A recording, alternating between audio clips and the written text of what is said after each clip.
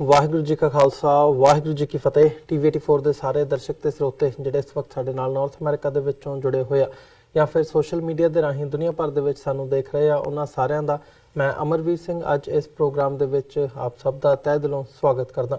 Viewers, ਅੱਜ ਅਸੀਂ ਖਾਸ ਤੌਰ ਤੇ ਪੰਜਾਬ ਤੇ ਭਾਰਤ ਦੀਆਂ ਜਿਹੜੀਆਂ ਚੋਣਾਂ ਹੋਈਆਂ ਨੇ, ਜਿਹੜੇ ਸਾਰੇ ਪੜਾਅ ਹੈਗੇ ਆ ਉਹਨਾਂ ਚੋਣਾਂ ਦੇ ਉਹ ਮੁਕੰਮਲ ਹੋ ਚੁੱਕੇ ਆ ਤੇ ਜਿਹੜੇ ਨਤੀਜੇ ਨੇ ਉਹ ਆਉਣ ਵਾਲੀ 23 ਤਰੀਕ ਨੂੰ ਸਾਡੇ ਸਾਹਮਣੇ ਆਉਣੇ ਨੇ। ਪਰ ਇੱਕ ਵੱਡਾ ਸਵਾਲ ਇੱਥੇ ਇਹ ਉੱਠਦਾ ਕਿ ਜਿਹੜੇ ਚੋਣ ਸਰਵੇਖਣ ਨੇ, ਵੱਖ-ਵੱਖ ਜਿਹੜੇ ਐਗਜ਼ਿਟ ਪੋਲਸ ਦੇ ਨਾਂ ਥੱਲੇ ਜਾਂ ਚੋਣ ਸਰਵੇਖਣਾਂ ਦੇ ਨਾਂ ਥੱਲੇ ਜਿਹੜੇ ਸਰਵੇ ਕੀਤੇ ਗਏ ਨੇ ਨਿੱਜੀ ਕੰਪਨੀਆਂ ਵੱਲੋਂ ਤੇ ਅਦਰਵਾਈਜ਼ ਜਿਹੜੇ TV ਚੈਨਲਸ ਹੈਗੇ ਨੇ ਉਹਨਾਂ ਵੱਲੋਂ ਇਸ ਵਕਤ ਜਿਹੜੀ ਭਾਜਪਾ ਹੈ ਉਹਨਾਂ ਨੂੰ ਬਹੁਮਤ ਦਿੱਤੀ ਜਾ ਰਹੀ ਹੈ। ਇਹ ਦਾਅਵਾ ਕੀਤਾ ਜਾ ਰਿਹਾ ਹੈ ਕਿ ਦੁਬਾਰਾ ਫਿਰ ਨਰਿੰਦਰ ਮੋਦੀ ਦੀ ਜਿਹੜੀ ਸਰਕਾਰ ਹੈ ਉਹ ਕੇਂਦਰ ਦੇ ਵਿੱਚ ਦੁਬਾਰਾ ਹੋਣ ਦੇ ਵਿੱਚ ਆਵੇਗੀ। 300 ਤੋਂ ਵੱਧ ਜਿਹੜੀਆਂ ਸੀਟਾਂ ਨੇ ਉਹਨਾਂ ਨੂੰ ਦਿੱਤੀਆਂ ਜਾ ਰਹੀਆਂ ਨੇ। ਸੋ ਇਹ ਸਰਵੇਖਣ ਕਿੰਨੇ ਕੁ ਸੱਚ ਹੁੰਦੇ ਨੇ, ਕਿੰਨੇ ਕੁ ਨਹੀਂ ਸੱਚ ਹੁੰਦੇ, ਇਹ ਤਾਂ ਆਉਣ ਵਾਲੀ 23 ਤਰੀਕ ਨੂੰ ਹੀ ਸਾਡੇ ਸਾਹਮਣੇ ਆਵੇਗਾ। ਬਟ ਇਸ ਦੇ ਨਾਲ ਕਈ ਸਵਾਲ ਉੱਠਦੇ ਨੇ, ਕਿਉਂਕਿ ਪਹਿਲਾਂ ਮੀਡੀਆ ਇਹ ਗੱਲ ਕਹਿ ਰਿਹਾ ਸੀ ਕਿ ਨਰਿੰਦਰ ਮੋਦੀ ਦੀ ਜਾਂ BJP ਦੀ ਇਸ ਵਕਤ ਭਾਰਤ ਦੇ ਵਿੱਚ ਕੋਈ ਵੀ ਵੇਵ ਨਹੀਂ ਹੈ, ਉਹਨਾਂ ਦੀ ਖਾਸੀ ਵਿਰੋਧਤਾ ਹੈ। ਤੇ UP ਦੇ ਵਿੱਚ ਖਾਸ ਤੌਰ ਤੇ ਜਾਂ ਹੋਰ ਜਿਹੜੀਆਂ ਸਟੇਟਾਂ ਨੇ ਉੱਥੇ ਗਠਬੰਧਨ ਦੀਆਂ ਜਿਹੜੀਆਂ ਸਰਕਾਰਾਂ ਨੇ ਤੇ ਕਿਤੇ ਨਾ ਕਿਤੇ ਕਾਂਗਰਸ ਦਾ ਵੀ ਜਿਹੜਾ ਪਲੜਾ ਭਾਰੀ ਨਜ਼ਰ ਆਉਂਦਾ ਸੀ। ਸੋ ਇਹ ਚੋਣ ਸਰਵੇਖਣ ਕੁਝ ਡਿਫਰੈਂਟ ਜਿਹੜੇ ਨੇ ਓਪੀਨੀਅਨਸ ਇਸ ਵਕਤ ਦਿੰਦੇ ਨਜ਼ਰ ਆ ਰਹੇ ਨੇ, ਦਾਅਵੇ ਕਰਦੇ ਨਜ਼ਰ ਆ ਰਹੇ ਨੇ। ਸੋ ਇਸੇ ਦੇ ਉੱਤੇ ਅੱਜ ਦੀ ਸਾਡੀ ਗੱਲਬਾਤ ਜਿਹੜੀ ਹੈ ਉਹ ਆਧਾਰਿਤ ਹੋਵੇਗੀ ਕਿ ਇਹ ਸਰਵੇਖਣ ਕੀ ਦੱਸ ਰਹੇ ਨੇ ਤੇ ਆਉਣ ਵਾਲੀ ਜਿਹੜੀ ਸੱਚਾਈ ਹੈ ਉਹ ਕੀ ਹੋ ਸਕਦੀ ਹੈ ਜਾਂ ਇਹਦੇ ਬਿਹਾਈਂਡ ਕੀ ਹੋ ਸਕਦਾ। ਸੋ ਇਹ ਸਾਰੀ ਗੱਲਬਾਤ ਦੇ ਲਈ ਅੱਜ ਸਾਡੇ ਨਾਲ ਦਿੱਲੀ ਤੋਂ ਉੱਘੇ ਪੱਤਰਕਾਰ ਸਰਦਾਰ ਗੁਰਚਰਨ ਸਿੰਘ ਬੱਬਰ ਸਾਡੇ ਨਾਲ ਫੋਨ ਲਾਈਨ ਤੇ ਬਣੇ ਨੇ। ਆਓ ਉਹਨਾਂ ਨਾਲ ਮਿਲ ਕੇ ਅੱਜ ਦੀ ਵਿਚਾਰ ਚਰਚਾ ਦੀ ਸ਼ੁਰੂਆਤ ਕਰਦੇ ਹਾਂ। ਬੱਬਰ ਸਾਹਿਬ, ਤੁਹਾਡਾ ਸਵਾਗਤ ਹੈ ਜੀ। ਵਾਹਿਗੁਰੂ ਜੀ ਕਾ ਖਾਲਸਾ ਵਾਹਿਗੁਰੂ ਜੀ ਕੀ ਫਤਿਹ। ਵਾਹਿਗੁਰੂ ਜੀ ਕਾ ਖਾਲਸਾ ਵਾਹਿਗੁਰੂ ਜੀ ਕੀ ਫਤਿਹ। ਬੱਬਰ ਸਾਹਿਬ, ਕਿਵੇਂ ਦੇਖਦੇ ਹੋ ਇਹਨਾਂ ਚੋਣ ਸਰਵੇਖਣਾਂ ਨੂੰ? ਹਾਲਾਂਕਿ ਪਹਿਲਾਂ ਕਿਆਸਰਾਈਆਂ ਕੁਝ ਹੋਰ ਲਾਈਆਂ ਜਾ ਰਹੀਆਂ ਸੀ, ਗੱਲਾਂ ਕੁਝ ਹੋਰ ਆ ਰਹੀਆਂ ਸੀ, ਬਟ ਅਖੀਰ ਤੇ ਆ ਕੇ ਜਦੋਂ ਚੋਣ ਸਾਰੇ ਪੜਾਅ ਵੀ ਅਖੀਰਲਾ ਪੜਾਅ ਵੀ ਹੋਇਆ, ਫਿਰ ਨਰਿੰਦਰ ਮੋਦੀ ਤੇ ਅਮਿਤ ਸ਼ਾਹ ਵੱਲੋਂ ਪ੍ਰੈਸ ਕਾਨਫਰੰਸ ਵੀ ਕੀਤੀ ਗਈ ਹੈ ਤੇ ਉਸ ਤੋਂ ਬਾਅਦ ਜਿਹੜੇ ਇਹ ਚੋਣ ਸਰਵੇਖਣ ਐਗਜ਼ਿਟ ਪੋਲਸ ਦੇ ਨਾਂ ਥੱਲੇ ਸਰਵੇਜ਼ ਸਾਡੇ ਸਾਹਮਣੇ ਆ ਰਹੇ ਨੇ, ਮੀਡੀਆ ਦੇ ਵਿੱਚ 300 ਤੋਂ ਵੱਧ ਸੀਟਾਂ ਦਿੱਤੀਆਂ ਜਾ ਰਹੀਆਂ ਨੇ BJP ਨੂੰ। ਇਹਨੂੰ ਤੁਸੀਂ ਕਿਵੇਂ ਐਨਾਲਾਈਜ਼ ਕਰਦੇ ਹੋ? ਕੀ ਦੇਖਦੇ ਹੋ ਕਿ 300 ਤੋਂ ਵੱਧ ਸੀਟਾਂ ਆਉਂਦੀਆਂ ਨਜ਼ਰ ਆ ਰਹੀਆਂ ਨੇ BJP ਨੂੰ? ਦੇਖੋ, ਇੱਕ ਗੱਲ ਤੇ ਬੜੀ ਸਾਫ਼ ਹੈ ਕਿ ਜਿਹੜਾ ਇਲੈਕਟ੍ਰੋਨਿਕ ਮੀਡੀਆ ਉਹ ਮੋਦੀ ਦੇ ਕੰਟਰੋਲ ਵਿੱਚ ਹੈ ਜੀ, ਔਰ ਪ੍ਰਿੰਟ ਮੀਡੀਆ ਜਿਹੜਾ ਹੈ ਇਲੈਕਟ੍ਰੋਨਿਕ ਮੀਡੀਆ ਦੀਆਂ ਰਿਪੋਰਟਾਂ ਨੂੰ ਹੀ ਛਾਪ ਰਿਹਾ। यानी कि प्रिंट मीडिया और इलेक्ट्रॉनिक मीडिया के उत्ते किसी बहुत बड़ा विश्वास नहीं कर सकते जी। पूरा इलेक्शन जिहड़ा पूरे इलेक्शन दे विच हिंदुस्तान का जितना भी इलेक्ट्रॉनिक मीडिया सी वो सारा इलेक्ट्रॉनिक मीडिया सिर्फ इको बंदे के इर्द गिर्द जिहड़ा है वो 80% घूमदा सी जी। 80% जिहड़ा मीडिया की कवरेज सी मोदी के चार चुफेरे सी। और जेडे ओपीनियन पोल आए हैं सामने जी, सारे वो चैनल ने जेडे BJP और मोदी नू डट के सपोर्ट करते हैं और जिन्हां घराणियां ने सर्वे करवाए ने वो सारे मोदी के बड़े नजदीकी लोग ने। इस करके इस ओपीनियन पोल पे विश्वास करना बहुत बड़ा धोखा होगा जी। और ओपीनियन पोल देश नू गुमराह करने वास्ते, दूसरे इशू खड़े करने वास्ते लेके आए ने वाल प्लान। और एक अमरवीर की गल बड़ी हैरान कर रही है सारे मुल्क के बुद्धिजीवियों को। आज इलेक्शन खत्म नहीं होया सीगा कि अमित शाह ने कहना शुरू कर दिता सी कि असी 305 सीटां लैके आ रहे हैं जी। साडियां कोलों 305 सीटां आ रही ने ਹੁਣ ਇਹ ਜਿਹੜੀ ਗਿਣਤੀ ਜ਼ੋਰਦਾਰ ਜਿਹੜੀ ਅਮਿਤ ਸ਼ਾਹ ਨੇ 5ਵੇਂ ਦੌਰ ਦੇ ਵਿੱਚ ਕਹੀ ਤੇ 7ਵੇਂ ਦੌਰ ਤੱਕ 305 ਸੀਟਾਂ ਦਾ ਹੀ ਉਹਨੇ ਰੋਲਾ ਪਾਈ ਰੱਖਿਆ ਜੀ। ਇਲੈਕਸ਼ਨ ਨਹੀਂ ਖਤਮ ਹੋਏ, ਇਲੈਕਸ਼ਨ ਦੇ 2 ਹਾਲੀ ਪੜਾਅ ਰਹਿੰਦੇ ਸੀਗੇ, ਪਰ ਉਹਨੇ 305 ਕਿਹਾ ਤਾਂ ਅੱਜ ਵੀ 305 ਸੀਟਾਂ ਤੱਕ ਰਿਹਾ ਜੀ। ਇਹੀ ਗੱਲ ਚੋਣਾਂ खत्म होने तो बाद जी प्रेस कॉन्फ्रेंस की थी मोदी ने और अमित शाह ने, जबकि मोदी चुप रहा उस प्रेस कॉन्फ्रेंस में, मोदी ने नहीं कोई गल की मीडिया के लोगों जी। इन्होंने फिर कहा कि असं 305 तो सीटां लैके आ रहे हैं तो बाकी साडे साथी लैके आते ने, असं 350 तक पहुंच जावांगे। इन्हां दा 300 का आंकड़ा जिहड़ा फिक्स है, इस पे सारे देश के विच चर्चा चल रही है। इतना मजबूत जो स्टैंड इन्होंने लिया कि सानू तो इन्नी वोट सीटां आ रही ने, एक बहुत बड़ी गड़बड़ के संकेत ने। नहीं जिवें ਬੱਬਰ ਸਾਹਿਬ ਜੀ ਜਿਵੇਂ ਤੁਸੀਂ ਗੱਲ ਕੀਤੀ ਹੈ ਕਿ ਇਹ ਜਿਹੜਾ ਸਰਵੇਖਣ ਕੀਤਾ ਗਿਆ ਜਾਂ 300 ਦਾ ਅੰਕੜਾ ਦਿੱਤਾ ਗਿਆ, ਇਹ ਕੁਐਸਚਨ ਮਾਰਕ ਹੈ ਬਹੁਤ ਵੱਡਾ। ਕੀ ਸਮਝਦੇ ਹੋ ਕਿ ਜਿਵੇਂ ਤੁਸੀਂ ਕਿਹਾ ਵੀ ਇਹ ਭੰਬਲ ਭੂਸਾ ਪੈਦਾ ਕੀਤਾ ਜਾ ਰਿਹਾ ਹੈ ਇਸ ਵਕਤ, ਪਰ ਰਿਜ਼ਲਟ ਤਾਂ 3 ਦਿਨ ਬਾਅਦ ਰਿਜ਼ਲਟ ਆ ਜਾਣਾ, ਭੰਬਲ ਭੂਸਾ ਪੈਦਾ ਕਰਕੇ ਮਤਲਬ ਉਹਦਾ ਮੰਤਵ ਕੀ ਨਜ਼ਰ ਆਉਂਦਾ ਹੈ ਜਾਂ ਇਹਦੇ ਬਿਹਾਈਂਡ ਕੀ ਦੇਖਦੇ ਹੋ? ਇਹਨਾਂ ਨੇ ਇਹ ਪ੍ਰੈਸ਼ਰ ਬਣਾਇਆ ਹੈ ਦੇਸ਼ ਦੇ ਵਿੱਚ। ਇਹ ਜਿਹੜਾ ਇਲੈਕਸ਼ਨ ਲੜਿਆ ਗਿਆ, ਛੋਟੀਆਂ ਪਾਰਟੀਆਂ ਬੰਗਾਲ ਤੋਂ ਲੈ ਕੇ ਦਿੱਲੀ ਤੱਕ, पंजाब तो लैके तुसी सारे मध्य प्रदेश तक जिन्ने हिंदी बेल्ट ने, इन्हां बेल्ट दे विच छोटे गुट छोटियां पार्टियां ने मिल के चोणां लड़ियां ने। और संघ परिवार दे कोल थिंक टैंक ने, संघ परिवार को सरकार है, बीजेपी बड़ी पावरफुल है। इन्हां ने हुणे तो ही अंदर खाते अलग अलग छोटियां पार्टियां नाल मीटिंग शुरू कर दी ने। लालच ते और पावर दे चक्कर दे विच लोग छोटियां पार्टियां वाले इन्हां दे ग्रुप दे नूं ज्वाइन कर सकते हैं, क्योंकि इन्होंने एक माहौल बनाना शुरू कर दिता है मोदी का जी। और यह एक कारण है। और क्योंकि सारे वड्डे हिंदुस्तान के घराने, अमीर घराने, जितने वड्डे हिंदुस्तान के उंगलियां से गिने चुने जेडे 15-20 घराने ने, वो सारे इन्हां पार्टियां के संपर्क विच ने। रिपोर्टां भी आ रही ने मीडिया दे विच छन के जी।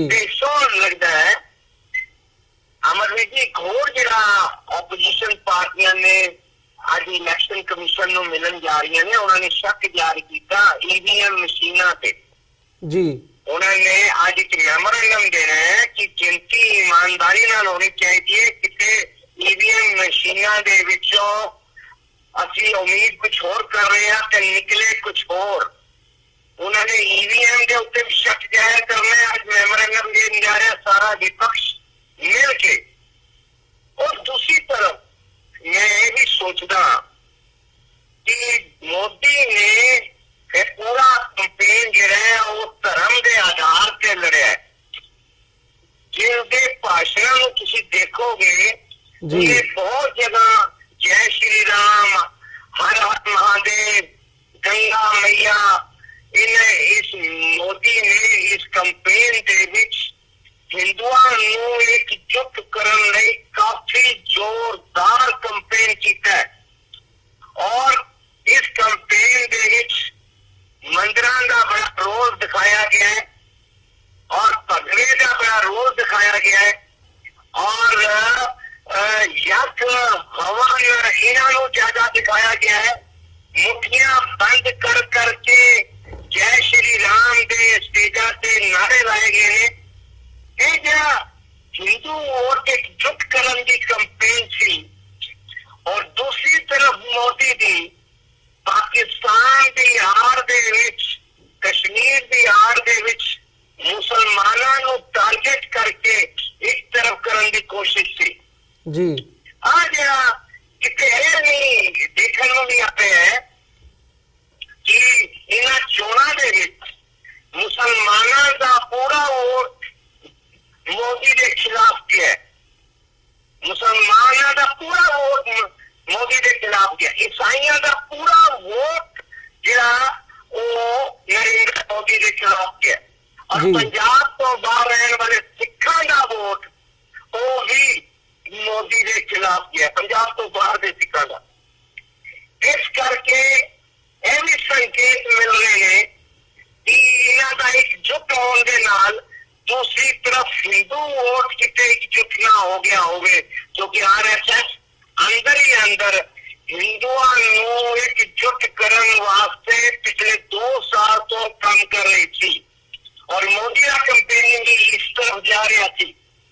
ਇੱਥੋਂ ਸੰਕੇਤ ਮਿਲਦੇ ਨੇ ਕਿ ਜੇ ਇਹ ਕਿਉਂਕਿ ਪਹਿਲਾ ਐਸਾ ਇਲੈਕਸ਼ਨ ਹੈ ਅਮਰਜੀਤ ਜੀ, ਪਹਿਲਾ ਐਸਾ ਇਲੈਕਸ਼ਨ ਹੈ ਜਿਹੜਾ ਦੇਸ਼ ਦੇ ਵਿੱਚ ਧਰਮ ਦੇ ਨਾਂ ਤੇ ਲੜਿਆ ਗਿਆ ਜੀ। ਜਦ ਪੰਜਾਬ ਦੇ ਚੋਣਾਂ ਨੂੰ ਦੇਖਦੇ ਹੋ, ਪੰਜਾਬ ਦੇ ਫੇਸ ਨੂੰ ਦੇਖਦੇ ਹੋ, ਤੇ ਤੁਹਾਨੂੰ ਏਦਾਂ ਜਾਪੇਗਾ ਕਿ ਉੱਤੇ ਸਟੇਜਾਂ ਤੇ ਬੋਲੇ ਸੋ ਨਿਹਾਲ ਦੇ ਬਹੁਤ ਉੱਚੀ ਉੱਚੀ ਆਵਾਜ਼ ਜਕਾਰੇ ਗਾਏ ਜਾਂਦੇ ਸੀ ਮੀਟਿੰਗਾਂ ਦੇ ਵਿੱਚ, ਔਰ ਤੁਸੀਂ ਦੇਸ਼ ਭਰ ਵਿੱਚ ਦੇਖੋਗੇ ਤੇ ਤੁਹਾਨੂੰ ਜਿੱਥੇ ਮੁਸਲਮਾਨਾਂ ਦਾ ਬਹੁਤ ਘਰ ਸੀ ਉੱਥੇ ਸ਼ਬਦਾਂ ਦਾ ਪ੍ਰਯੋਗ ਹੁੰਦਾ ਸੀ, ਅੱਲਾਹ ਦਾ ਬਹੁਤ ਪ੍ਰਯੋਗ ਕਰਦੇ ਸੀ, ਖੁਦਾ ਦਾ ਬੜਾ ਪ੍ਰਯੋਗ ਕਰਦੇ ਸੀ, ਇਹਨਾਂ ਸ਼ਬਦਾਂ ਦਾ ਪ੍ਰਯੋਗ ਕਰਕੇ ਵੋਟਾਂ ਮੰਗਦੇ ਸੀ।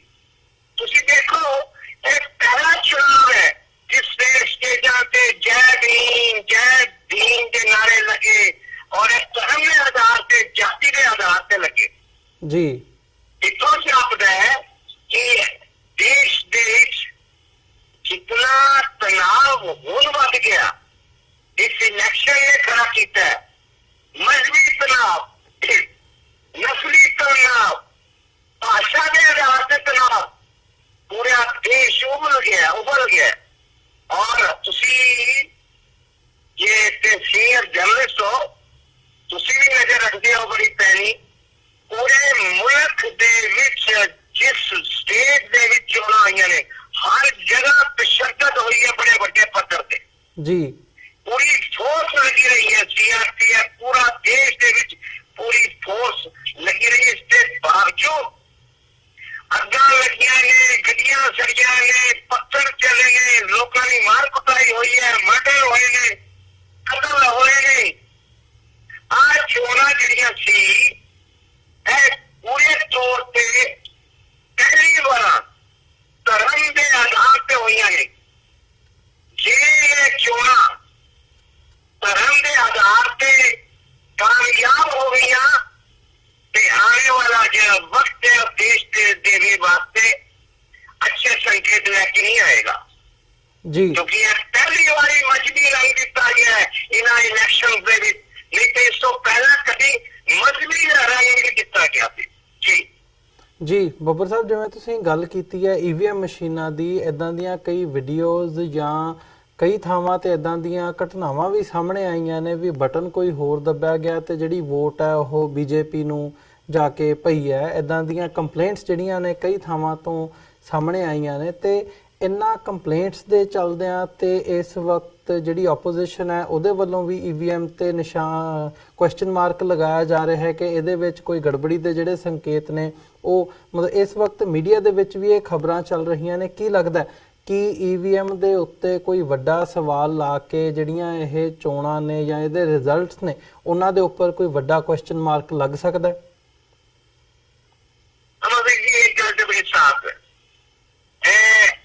ਇਲੈਕਸ਼ਨ ਦੇ ਰਿਜ਼ਲਟ ਚਾਹੇ ਕਿੱਦਾਂ ਵੀ ਆਉਣ, ਤੁਸੀਂ ਇੱਕ ਗੱਲ ਯਾਦ ਰੱਖਣਾ ਜੋ ਮੇਰੀ ਓਪੀਨੀਅਨ ਬਣ ਗਈ ਹੈ, ਜੋ ਅਸੀਂ ਮੀਡੀਆ ਦੇ ਵਿੱਚ ਬੈਠ ਕੇ, ਦਿੱਲੀ ਦੇ ਵਿੱਚ ਬੈਠ ਕੇ ਦੇਖਦੇ ਹਾਂ ਚਾਰ ਚੁਫੇਰੇ, ਇਲੈਕਸ਼ਨ ਤੋਂ ਬਾਅਦ ਦੇਸ਼ ਸ਼ਾਂਤ ਨਹੀਂ ਬੈਠੇਗਾ, ਦੇਸ਼ ਪੂਰੀ ਤਰ੍ਹਾਂ ਸ਼ਾਂਤ ਨਹੀਂ ਬੈਠੇਗਾ, ਕਿਉਂਕਿ ਲੜਾਈ ਜਿਹੜੀ ਹੈ ਉਹ ਕਸਬੇ ਤੱਕ ਨਹੀਂ, ਉਹ ਇੱਕ ਪਿੰਡ ਤੱਕ ਲੜਾਈ ਪਹੁੰਚ ਗਈ। ਇਹ ਇਲੈਕਸ਼ਨ ਨੇ ਇਤਨੀ ਵੱਡੀ ਆਪਣੀ ਪਹੁੰਚ ਬਣਾ ਲਈ ਹੈ ਕਿ ਪਿੰਡ ਤੋਂ ਲੈ ਕੇ ਕਸਬੇ ਤੋਂ ਲੈ ਕੇ ਤੁਸੀਂ ਕਹੋ ਨਾ ਗਲੀਆਂ ਮਾਲਾਂ ਚੁਰਾਇਆ ਇਹਨਾਂ ਤੱਕ, ਬਾਜ਼ਾਰਾਂ ਤੱਕ ਲੋਕ ਵੰਡੇ ਗਏ ਨੇ। ਉਹਦਾ ਕਾਰਨ ਹੈ ਕਿ EVM ਇੱਕ ਬਹੁਤ ਵੱਡਾ ਮੁੱਦਾ ਹੈ ਦੇਸ਼ ਦੇ ਅੰਦਰ। पार्टियां इस पे समझौता नहीं करना चाहदियां और इलेक्शन कमीशन के रोल पे, क्योंकि इलेक्शन कमीशन का जिहड़ा रोल इस बार रहा है वो इस तरह रहा है कि इलेक्शन कमीशन ना होके बीजेपी का एक बड़ा अदारा बन गया, एक बड़ा ग्रुप है, एक उनका ही पार्ट है, उनका ही हिस्सा है। और इलेक्शन कमीशन एक इंडिपेंडेंट ऑर्गेनाइजेशन जी सी उससे बहुत बड़े सवाल खड़े हुए हैं कि जे तुसी कहो ते उसके उत्ते काला धब्बा लग गया है। हिंदुस्तान की सारी पार्टियां ने मिलकर कहा कि इलेक्शन कमीशन मोदी सरकार के इशारे पे काम करता है और उन्होंने विरोध भी प्रकट किया है। इस करके ईवीएम मशीन, इलेक्शन कमीशन, सारे जेडे ने दोनों मुद्दे बहुत बड़े मुद्दे ने और इलेक्शन तो बाद देश बड़े अगर अंदोलन के विच फस जाए तो यह भी कोई हैरानी वाली गल नहीं होए। जी ਬੱਬਰ ਸਾਹਿਬ, ਇਸ ਸਾਰੇ ਹਾਲਾਤ ਦੇ ਵਿੱਚ ਜਿਵੇਂ ਜੇ ਈਵੀਐਮ ਦੇ ਉੱਤੇ ਕੁਐਸਚਨ ਮਾਰਕ ਲੱਗ ਰਿਹਾ ਹੈ ਤੇ ਉਹ ਇਹੀ ਜਤਾਇਆ ਜਾ ਰਿਹਾ ਹੈ ਜਾਂ ਇਹੀ ਕਿਹਾ ਜਾ ਰਿਹਾ ਹੈ ਕਿ ਬੀਜੇਪੀ ਵੱਲੋਂ ਇਹਦੇ ਵਿੱਚ ਧਾਂਦਲੀ ਕੀਤੀ ਗਈ ਹੈ ਤੇ ਵੋਟਾਂ ਦਾ ਹੇਰ-ਫੇਰ ਹੈ ਜਿਹੜਾ ਉਹ ਕੀਤਾ ਗਿਆ। ਤੇ ਜੇ ਕੋਈ ਇਦਾਂ ਦੀ ਗੱਲ ਸਾਹਮਣੇ ਆਉਂਦੀ ਹੈ ਤਾਂ ਜਿਹੜਾ ਇਹ ਚੋਣ ਸਰਵੇ ਸਾਡੇ ਸਾਹਮਣੇ ਆਏ ਨੇ, ਪੋਲ ਸਰਵੇਜ਼ ਆਏ ਨੇ, ਸਾਰੇ ਜਿਹੜੇ ਸਰਵੇਖਣ ਸਾਡੇ ਸਾਹਮਣੇ ਆਏ ਨੇ, ਤਾਂ ਇਹਨਾਂ ਨੂੰ ਸੱਚ ਅਮਲੀ ਜਾਮਾ ਪਹਿਨਾਉਣ ਦੇ ਲਈ, ਸੱਚ ਬਣਾਉਣ ਦੇ ਲਈ ਜੇ ਕੋਈ ਈਵੀਐਮ ਦਾ ਸਹਾਰਾ ਲਿਆ ਗਿਆ, ਉਹਦੇ ਵਿੱਚ ਕੋਈ ਗੜਬੜੀ ਕੀਤੀ ਗਈ ਹੈ ਤਾਂ ਕੀ ਲੱਗਦਾ ਕਿ ਕੀ ਹੋਵੇਗਾ? ਤੇ ਜੇ ਉੱਦਾਂ ਦੀ ਕੋਈ ਗੱਲਬਾਤ ਹੁੰਦੀ ਹੈ, ਇੱਦਾਂ ਦੇ ਰਿਜ਼ਲਟ ਸਾਹਮਣੇ ਆਉਂਦੇ ਨੇ ਤਾਂ ਕੀ ਸਮਝਦੇ ਹੋ ਕਿ ਉਹਦਾ ਜਿਹੜਾ ਰਿਜ਼ਲਟ ਹੈ ਉਹ ਕੀ ਹੋਵੇਗਾ ਆਉਣ ਵਾਲੇ ਸਮੇਂ ਦੇ ਵਿੱਚ ਜੇ ਮੋਦੀ ਸਰਕਾਰ ਵਾਪਸ ਆਉਂਦੀ ਹੈ ਹੋਂਦ ਦੇ ਵਿੱਚ? एक गल तो बड़ी साफ है कि देश के विच एक लकीर खिंच गई है। इतना जापदा जिदा देश के लोग दो हिस्सियां विच सीधे वंडे गए ने, इतना जाप रहे बिल्कुल साफ।